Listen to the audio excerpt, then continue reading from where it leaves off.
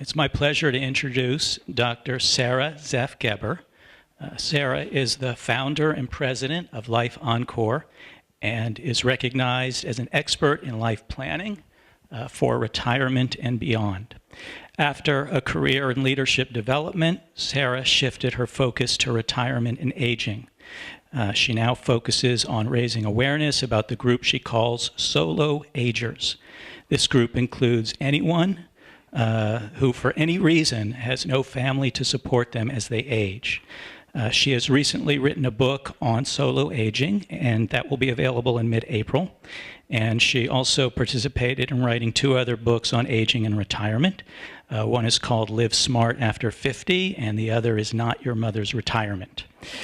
She is a certified retirement coach, workshop leader, writer, and speaker, and she is on the board of the nonprofit Life Planning Network.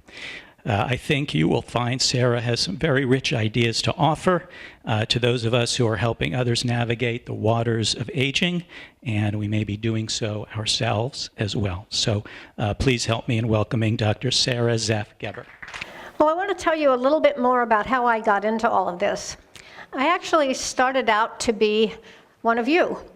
My father was a psychotherapist, and I thought I was going to follow along those lines, and I went through college and went all the way to getting a master's degree in guidance and counseling, and then realized somewhere along the line that it just wasn't my calling. So I channeled that into organizational psychology, is what they used to call it. Now it's organizational development and human behavior. So that's what I went on to get my PhD in, is organizational behavior. And I did that for 27 years. And then I felt like it was time to make another shift. And I got really fascinated by the whole demographic of the baby boomers moving into what would typically have been called their retirement years. So I started studying that and became a certified retirement coach, began coaching people, and also began taking some classes in gerontology. And I found, to my great surprise, that I was absolutely fascinated by it. Loved it. I just couldn't get enough of it. So my coaching practice became one of coaching people for both retirement and aging. So a little different than some of my colleagues that are also doing retirement coaching. And then my husband and I moved up to Sonoma County from Silicon Valley about 2.5 years ago, and I shifted my practice up here. A lot of the coaching I do by phone anyway, as many coaches do these days. And then one day, I pulled in to get gas after going to my Pilates class, and there was this lovely woman parked getting gas right ahead of me. And, you know, don't you always start conversations with somebody at a gas station? Well, Doreen and I did. And then we ended up having lunch one day a few weeks later. And that's how I came to be here. So you can thank or blame Doreen at the end of the session, depending on whether you think it's any good or not. What I want to do today is start out talking in general about life after 50. And then I'm going to take a little deeper dive into solo aging. I got interested in solo aging because I looked around me one day after a conversation with a friend of mine. This friend had just gotten back from spending 3 more months with her father-in-law on the East Coast because he was in his 90s and he just wasn't doing too well. And it seemed like there was this barrage of people telling me about all that they were doing for their aging parents. Time, resources, money.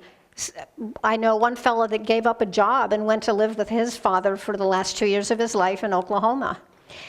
And all of a sudden, I looked around me and I thought to myself, I don't have children. Who's going to do that for me? And it was a major aha. And then I started to really investigate, well, what's out there? Hasn't anybody thought about this before? And I started looking at the demographics. And that's pretty fascinating too. And I'm going to get into more of those demographics later, but That's how I came to all of this, and that's how I came especially to be fascinated by what I then termed solo aging. I think I coined that term about 4 or 5 years ago, and I think it's starting to kind of catch on, and I like that. Because the other competing term out there, which you may have seen, is elder orphan. And I hate that. Even though a woman who's now become a good friend of mine started the Facebook group, Elder Orphans. And honestly, within a week of starting that group, she had 600 members. And now she has, I don't know, something between 7,000 and 8,000. And she's picky. It's not a group that anybody can join. You have to, you know how those groups are, you have to kind of apply to join. You have to tell her who you are, and she admits you or not. So it's a big deal, but I'm just hoping to steer people away from that term. And yeah, really.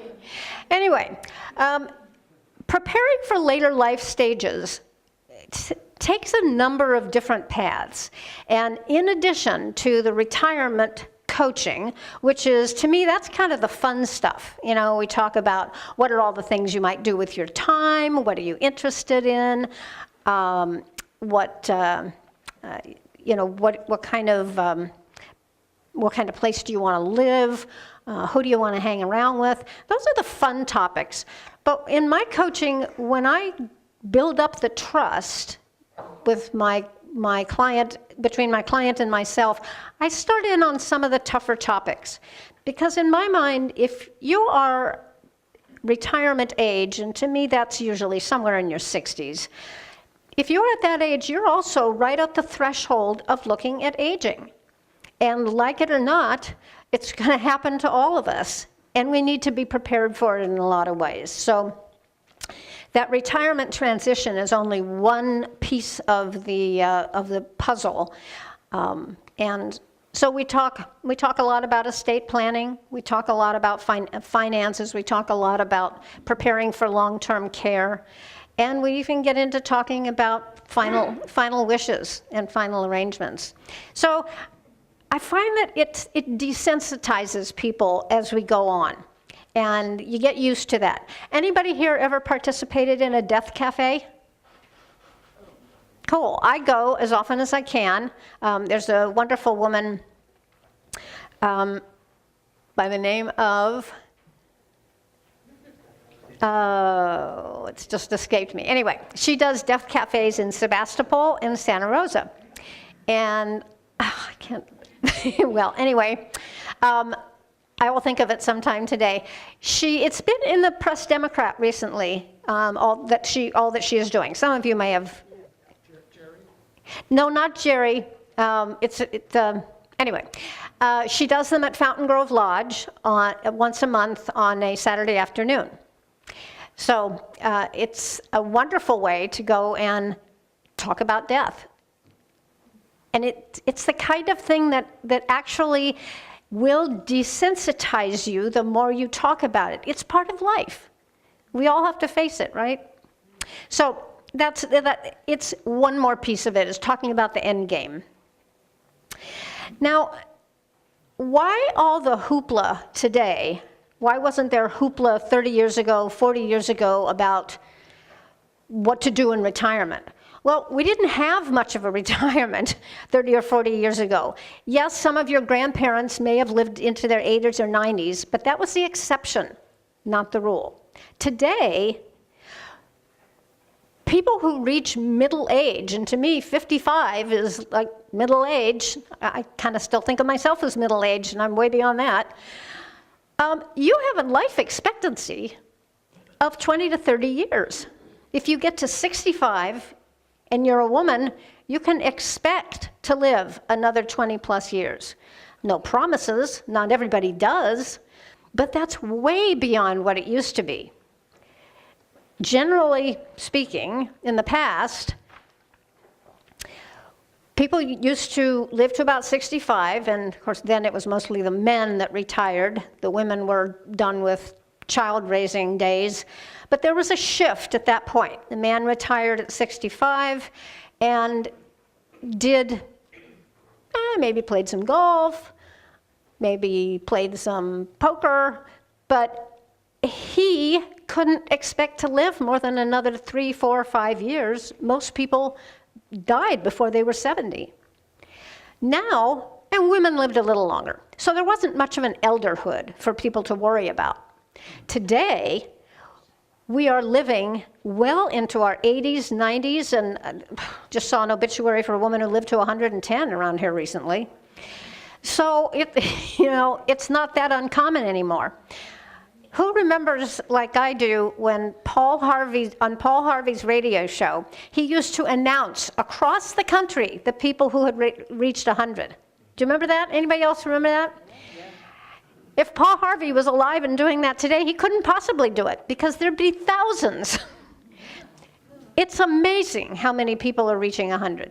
Now, it's another topic about how healthfully they're reaching 100 and how they feel at that point, but we're getting there. Anyway, the point is, we have 20 or 30 years beyond that magic mid-60s point, and what are we going to do with it? So that's why there's so much action today, so much activity, so many people talking about it, thinking about it. What are we going to do with those, what I like to call bonus years? So what does it take to have a successful retirement? I thought this was an appropriate one for this crowd, an appropriate cartoon. What does it take? If you want to have a successful retirement, or you want to help someone have a successful retirement, what do you think it takes? Money, okay. Health, yes. What else? Community. Yeah, I'll second that one. Creativity. A vision, a plan. A plan and a vision, yep. Purpose. Intellectual stimulation. Good one, intellectual stimulation. I think it takes all of those things and more. The typical questions that we all ask ourselves that people have always asked themselves when they're on the threshold of retirement, no matter how much longer they expected to live, are, do you have enough? Now, that mostly means money, right? Do you have enough money to last you for the rest of your life? And that's still an important question. I don't try and help people answer that. There are specialists for that, and I send people to financial advisors. The second question people ask is, have you had enough? Have you had enough what?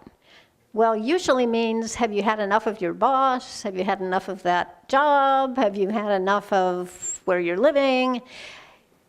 There's a point at which you know that a transition is on the horizon. And for a lot of people, it's, have I had enough of this work that I've been doing for my mid-career? And are you ready for a change? So that's the point at which I often capture people for coaching, for retirement coaching. And then the third question is, do you have enough to do?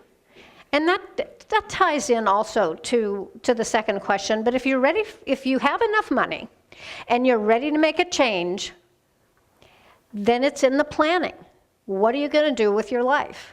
What are you going to spend those bonus years, however many of them you personally get, what are you going to spend them doing? So after a lot of research, I came up with my own list of what I think makes retirement successful for people. And this is my list. This is my version of success. Give you a minute to look at that, and then we're going to dive into a few of those.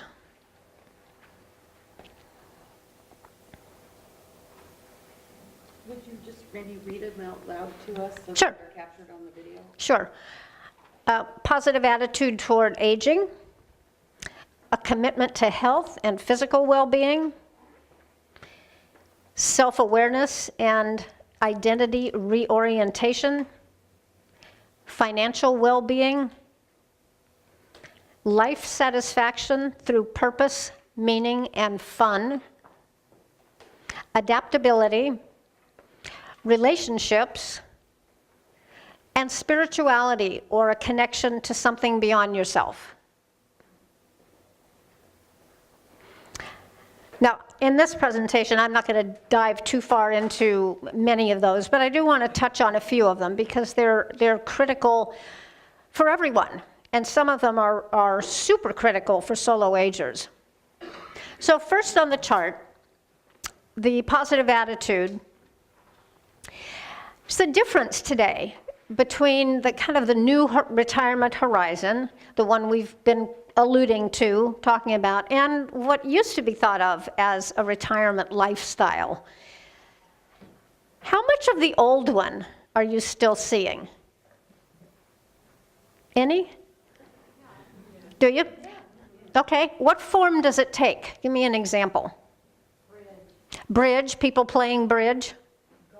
Golf, yeah. I actually have some friends down in the South Bay where they were neighbors where we lived before, and he has been retired since he was 62. He's now 78, and all he does is play golf. His wife has been ready to crawl the walls for years. She's one of these people that'll never stop. But that's his life. And she talks to me about it, and I said, who am I to judge? He seems happy. So it's really a different strokes for different folks kind of world. But it's odd today to find someone, in my experience, to find someone that really, truly can say, that's all I want to do. I just want to play golf. Other examples? A retirement community. A retirement community? Is that what you said? Yeah. I think retirement communities actually, Oakmont, are you talking about Well, I just with my mom in Florida. Uh-huh. Gainesville, and the whole acres of retirement communities there. Yeah, like the villages? Yeah. Yeah. They have like 200,000 people now, don't they, in the villages? That's a big retirement community. But a lot of those people go out and volunteer in the community and do other things. So again, it's kind of a personal choice.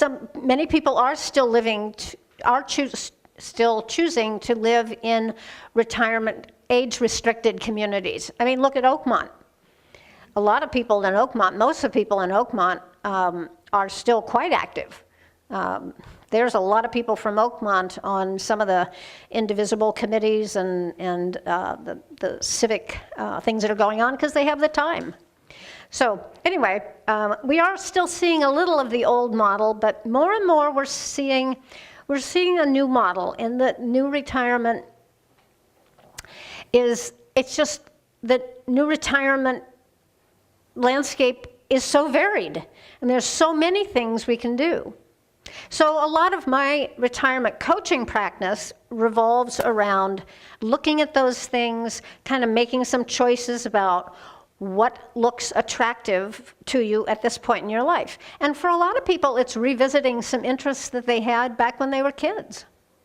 I have one fellow who was in a band and loved music, played in the high school band, and then also had a rock band, and he's gone back and taken up the guitar. He hadn't touched a guitar in 40 years, but he's gone back and he's taken some lessons, and now he jams with some other people in his circle at church, and he's having a great time. So, it usually ends up being a kind of a tapestry of things for most people, based on a lot of different interests. I think it's also important too, and this was another one on the list, to commit to a healthy lifestyle. I don't need to beat this drum. This drum gets beaten in so many ways, in so many places, but it's certainly important at this turning point in life. One fellow that I worked with had really kind of not paid much attention to his physical shape, and had gotten kind of overweight and not very good shape, really couldn't, maybe could do 10 push-ups, maybe not, pretty out of shape.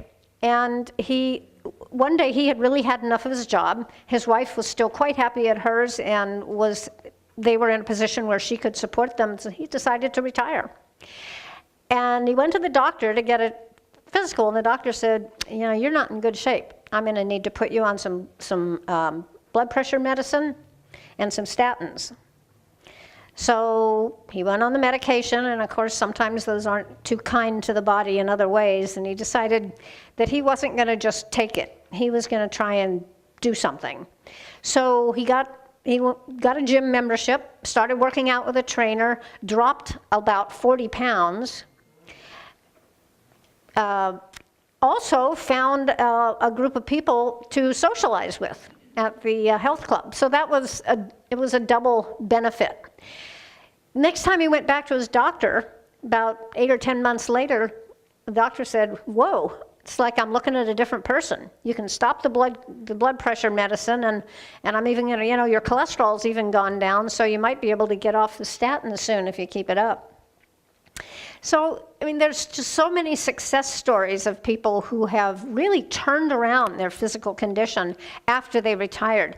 Sometimes it's a matter of just not having time to spend on physical fitness when you're working. If you get up every morning at 5:30 and get on the road for a 45-minute commute by 7 and don't get home until 6:30 or 7 in the evening, what time is left for working out? It's hard. It is really hard. So lots of people have turned their lives around physically after retirement. How many of you think these two look kind of diametrically opposed? Planning and flexibility. Can you have both? Yeah, totally. Totally. I always like to say, put a good plan in place and then put it on the shelf and forget it and live your life. Check in on it every 5 years, but live your life. Just because you have to spend some time thinking about your advance directive and your estate plan and creating a new will and talking to people about what you want in your final days doesn't mean that you have to think about it forever. Just put a good plan in place and then go on and have some fun. So I like that image, and I also like, but I want to drill down a little deeper on the term adaptability or flexibility. Why is that so important as we age? Doreen? Well, because we're going to change, and we're going to lose friends. Right. So many losses. We're going to change, we're going to lose friends. There are losses. Losses have started to happen. If they haven't started to happen in your life, they're coming. Change is, without a doubt, going to start happening. Yes? One of the things I've found is change in physical strength.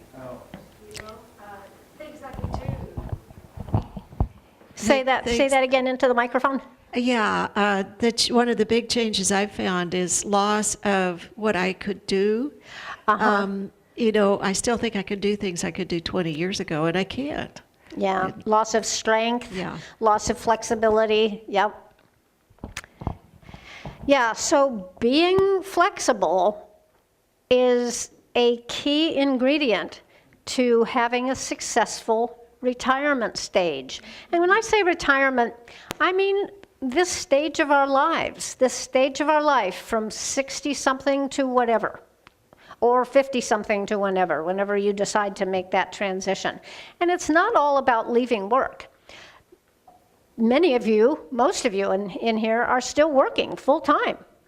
And some of you are at the same time going through a transition into another stage of life. So retirement, in my mind, anymore has to have quotes around it, because it's not the same. It's not about leaving work so much as it is about entering that new stage of life. Another element of having a successful retirement is what I call a personal reorientation. So if you are going to leave your job, and let's see, I think it's the person getting coffee.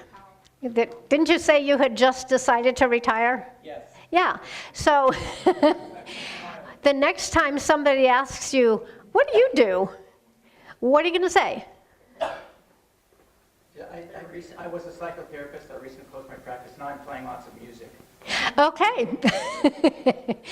But that's the question that we must all face when we've moved into that stage of life where we're kind of creating a tapestry life for ourselves, doing a number of different interesting things. We're still going to get asked the question, what do you do? And it's what you say. It's what you feel inside of you about how you have personally reoriented yourself to a new lifestyle that's important. So I work with a lot of people that are having a hard time being not a teacher anymore, not an engineer, not a doctor, not a police captain. And how do you get over that hump of, this was my identity, and now it isn't? That's a hard one for a lot of people. Who do you think that's hardest for? Men, absolutely, men. I'm not sure why. I have some theories about it. Let me ask you, why do you think that is? The way they're socialized. It's the way they're socialized? Say more about that. I just think from the time, I think from the time boys are young, at least historically, they're taught, what are you going to do? You know, I think women more and more take that on as well, but I think, you know, men feel like they have to be the breadwinners. They feel like that's part of their identity. Okay. Okay, other thoughts? I have one in the back here.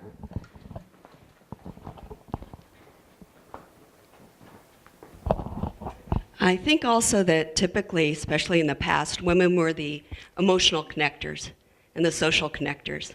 And so they already have links all around the community and with family that they want to visit and bond with, where the men don't do that as easily on their own. Mm-hmm. Yeah, I very much agree with that. I have observed that too. Any other thoughts on that? Why are men so much more like a fish out of water after they leave their jobs? Not all men, but many men.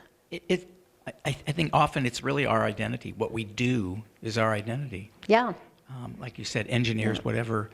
And when that's gone, it's like, now what? What's next? Yeah, Is and there I a think, next? And I think what was just said about, I mean, women tend to, you know, there's more social happening. It's more Yeah. emotional. Yeah. Those things are not necessarily so much about doing in the same way. Yeah.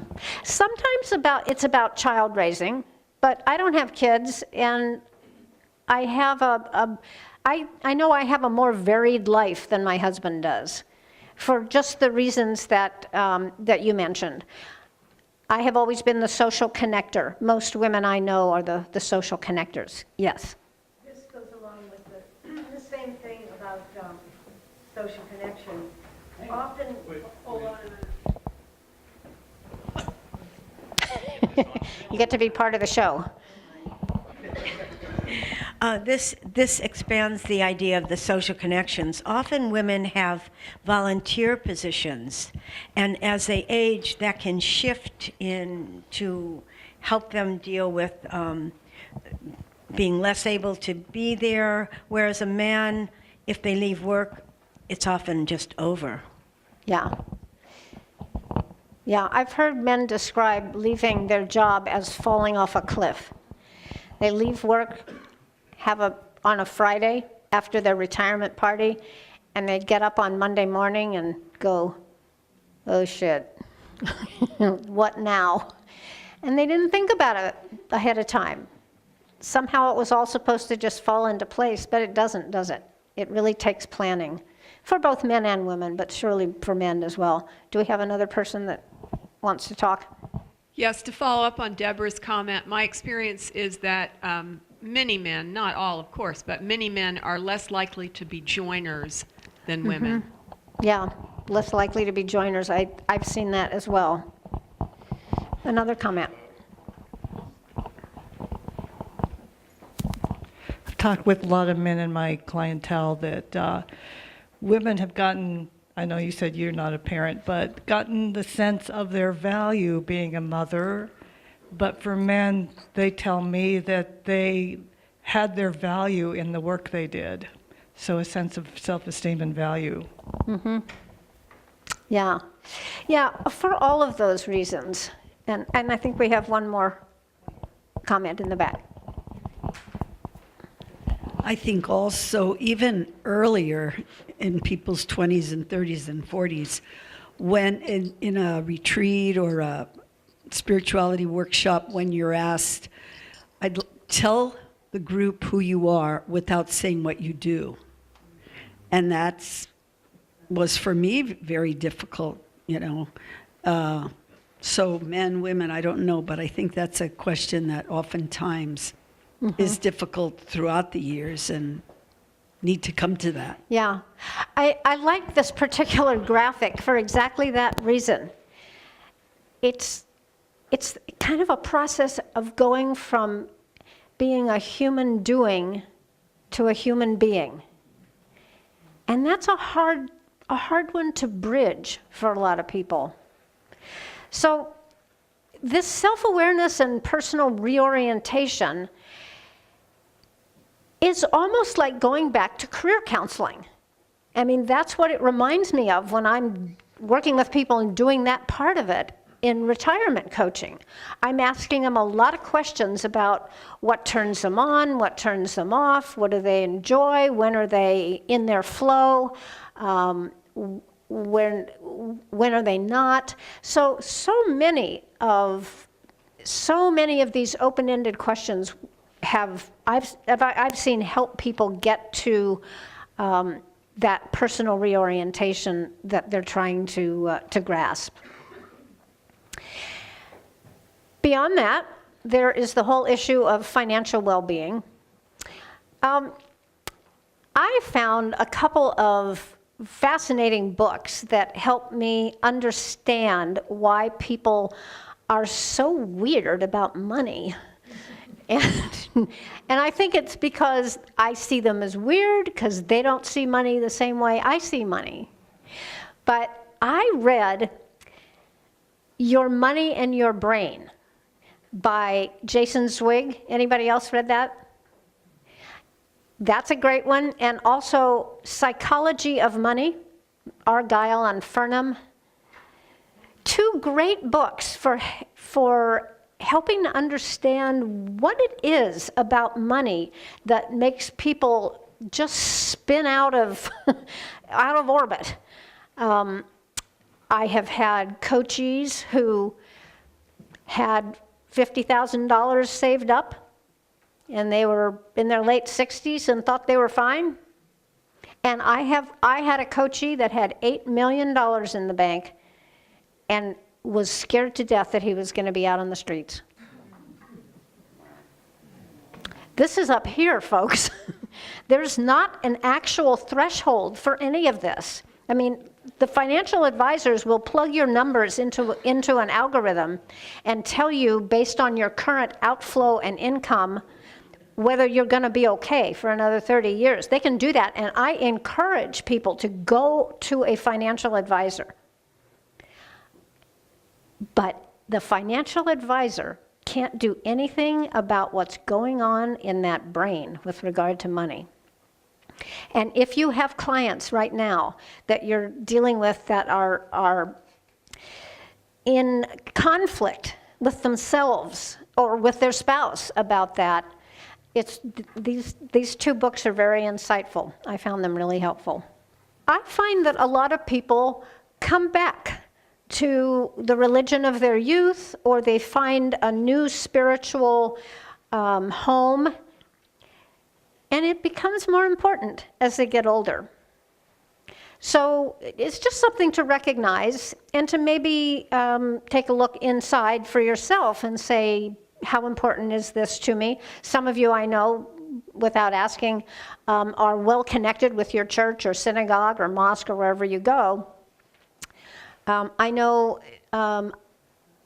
that we often will look at a church or a synagogue and find that there's a lot of older people. And there's probably a youth group somewhere and some parents responsible for those kids. But it's the old and the young that tend to really gravitate toward the churches and some kind of spiritual home. So that can be, it's not always, but that can be an important element in a successful retirement.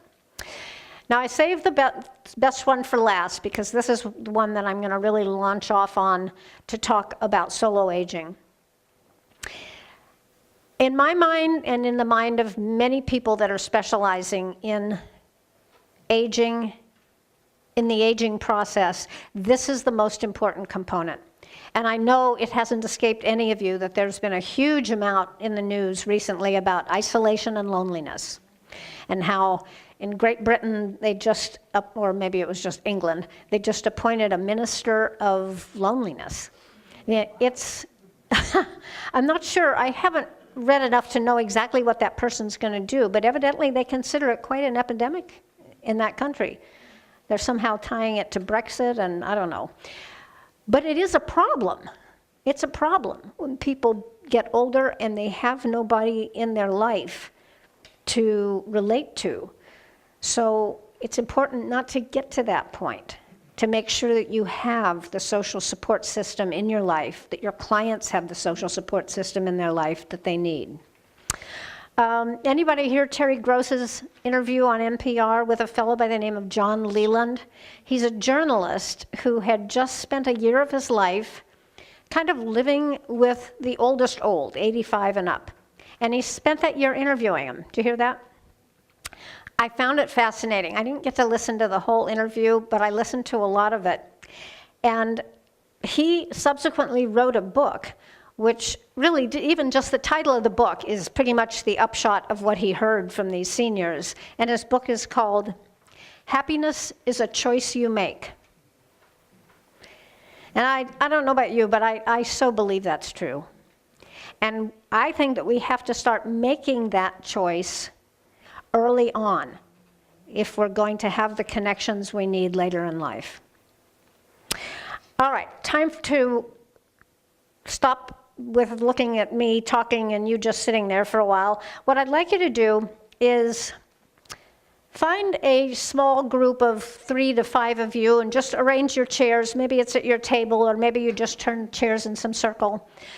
And what do you see as the biggest impediments? You all work with people as clients, you have friends, you have your own lives to talk about. What do you see as the biggest impediments to retiring and aging successfully? They could be internal, they could be external, but see if you can come up collectively, those of you in your group, with a small list of these impediments. So just real quickly, we're going to do this for probably 6 or 7 minutes.